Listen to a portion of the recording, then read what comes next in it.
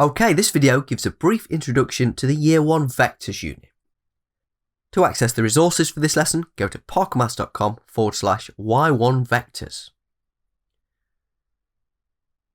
So the Vectors unit is part of the mechanics strand. However, it kind of straddles between pure and mechanics, as there's a pure element to it and also an applied element. However, when it comes to the exam, Vectors is examined with the mechanics content. So there's lots for us to look at in this unit. In Year 1, we only look at vectors in 2 dimensions. In Year 2, that's extended to 3. We're going to be first looking at how to calculate the magnitude and direction of a vector using trigonometry. Then we'll look at how to add and subtract vectors and to multiply them by a scalar. We're going to be using position vectors.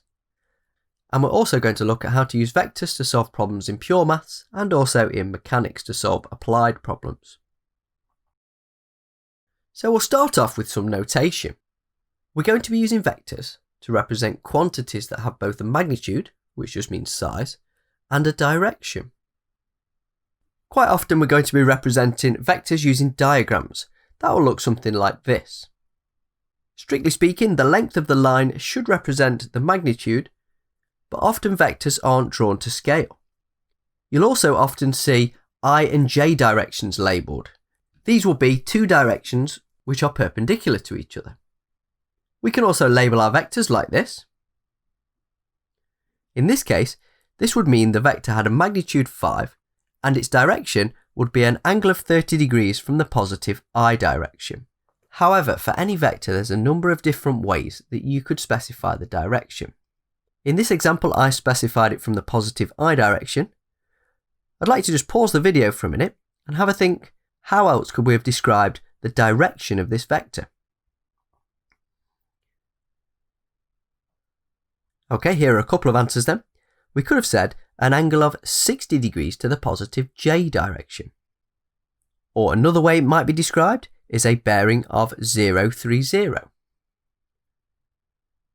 As well as diagrams, there's a couple of other ways we'll be writing vectors. Looks like this.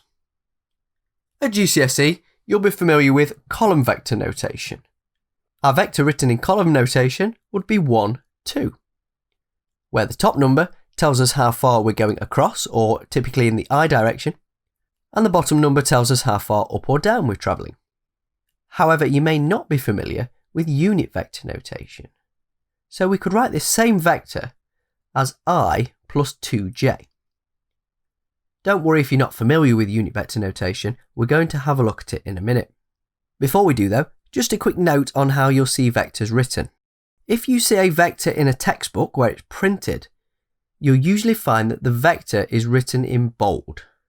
However, it's difficult when we're handwriting to write a vector in bold, so when we write them, we'll typically underline them to make it clear that it's a vector. So let's have a look in more detail at unit vector notation. So I and J represent unit vectors. A unit vector is just a vector of length 1.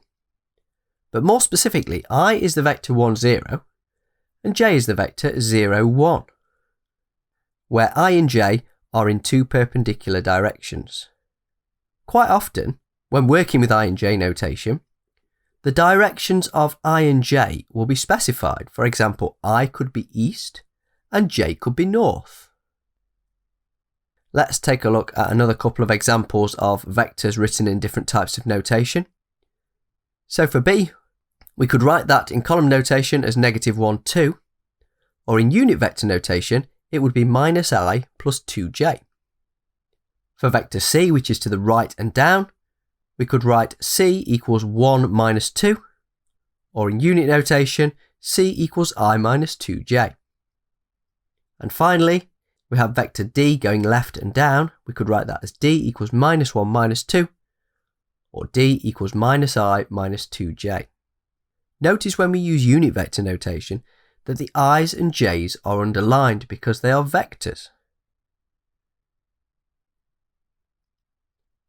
Okay, just to check you're confident with those different types of notation, I'd like you to try and fill in the gaps on this table with the missing diagrams, column vectors and unit vectors.